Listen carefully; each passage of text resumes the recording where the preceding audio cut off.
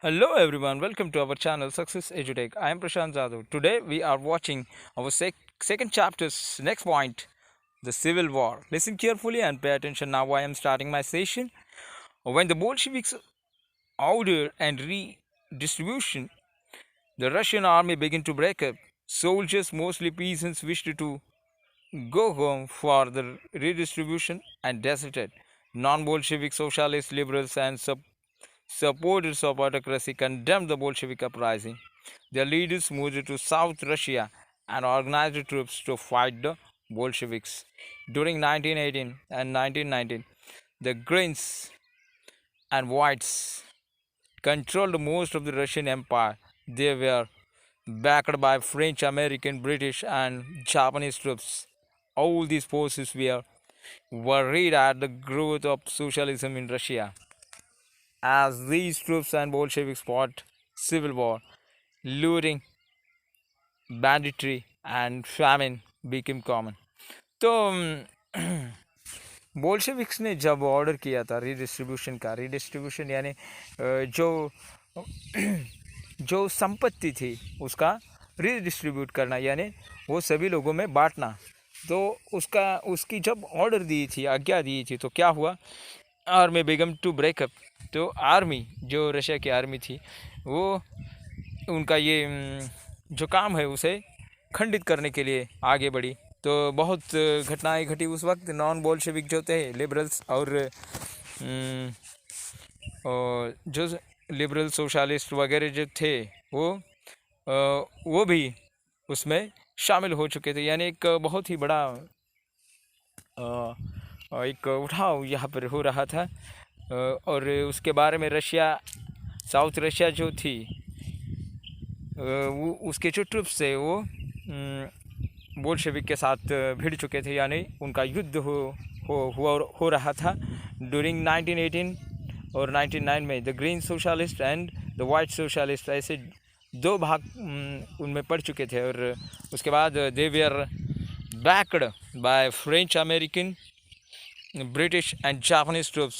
All these forces who were worried at the growth of socialism in Russia. और ये सभी जो troops थे वो वरीड थे, यानी उन्हें चिंता होने लगी थी कि रशिया में सोशलिज्म ग्रो हो रहा है, बढ़ रहा है। और as these troops and the Bolsheviks fought a civil war, looting, banditry and famine became common.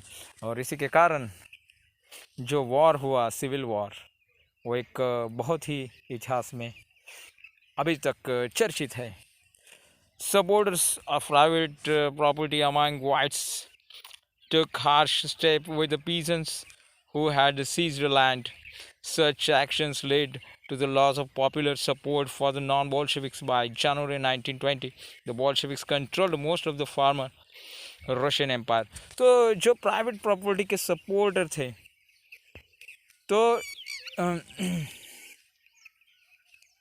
वो जो थे वाइट्स थे और peasants who had seized land. और इसके कारण जो लैंड थी उन्हें सीज कर दिया गया पीजेंट्स द्वारा। यानी वो जो लैंड थी, यानी जो ज़मीनें थी, वो सीज कर दी गई। वो पीजेंट्स उस पर अपना अधिकार दिखा रहे थे, दिखाने लगे। Such actions led to the loss of the popular support of the non-Bolsheviks. और यही कारण हुआ, जो नॉन बॉल्शेविक थे उनके विरुद्ध ये एक बहुत ही बड़ा घातक अस्त्र साबित हुआ। By January 1920, the Bolsheviks controlled most of the former Russian Empire. They succeeded due to the cooperation with non-Russian nationalities and Muslim jihadist cooperation did not work where Russian consists themselves turned Bolsheviks in Khiva. तो बहुत से जो लोग थे, बहुत यानी जैसे कि मुस्लिम जारिडिस्ट, यानी जो आधुनिक विचारवादी थे मुस्लिम लोगों में से, वो कोऑपरेट कर रहे थे इस रशिया के जो बोल्शेविक थे उनके कामों में। वो भी कोऑपरेट कर रहे थे, उनका जो काम था बोल्शेविक का उसमें वो कोऑपरेट कर रहे थे। इन Khiva, in Central Asia, Bolsheviks consist brutally masked local nationalists in the name of defending socialism. In the situation, many were confused about what the Bolshevik government represented. और बहुत से लोग कंफ्यूज थे कि बोल्शेविक क्या कर रहे हैं, क्या रिप्रेजेंट कर रहे हैं, यानी क्या करके दिखा रहे हैं, उनको समझ में नहीं आ रहा था बहुत से लोगों को। Partly to remedy these most known Russian nationalities were given political autonomy in the Soviet Union। तो एक पॉलिटिकल एटोनॉमी ऑन, यानी रशिया के एक रशिया की जो कंट्री थी उसमें एक पॉलिटिकल एटोनॉमी, एक रेमेडी निकाली गई, एक उपाय निकाला उससे। तो सोवियत यूनियन यानी उसे ही नाम दिया गया यूएसएसआर, सोवियत यूनियन, यानी ये जो समाजवाद है उनका यूनियन, समाजवाद का एक संघ, ऐसा कहा है उसको। The state the Bolsheviks created the Russian empire in December 1922। और इसी के कारण बोल्शेविक का जो एम्पायर था वो 1922 में खड़ा हो गया। But since this was combined with unpopular policies that the Bolsheviks forced the local government to follow, like the harsh discouragement of nomadism, attempts to win over different nationalities were only partly successful। तो बहुत से कारण थे कि कुछ government था वो discourage हो चुका था, इसके कारण बोल्शेविक के ये जो काम करने की पद्धति के कारण जो गवर्नमेंट हराश हो चुका था, यानी डिस्करेज हो चुका था। तो क्या हुआ आगे हम देखेंगे। तो उसके बारे में कुछ विचार है। Central issue of October revolution, two views, तो वो हम यहाँ पर देखेंगे। एम.एन. रॉय क्या कहते हैं, जो कि एशिया के एक विचारवंत है। was an Indian revolutionary, a founder of the Mexican Communist Party। एक फाउंडर है कम्युनिस्ट पार्टी के, यानी वो कम्युनिस्ट को मानते हैं, समाजवाद को। And prominent Comintern leader in India, China and Europe. He was in Central Asia at the time of civil war in 1920s। He wrote, तो सिविल वॉर के बारे में उन्होंने कुछ लिखा है, वो हम यहाँ पर देखेंगे।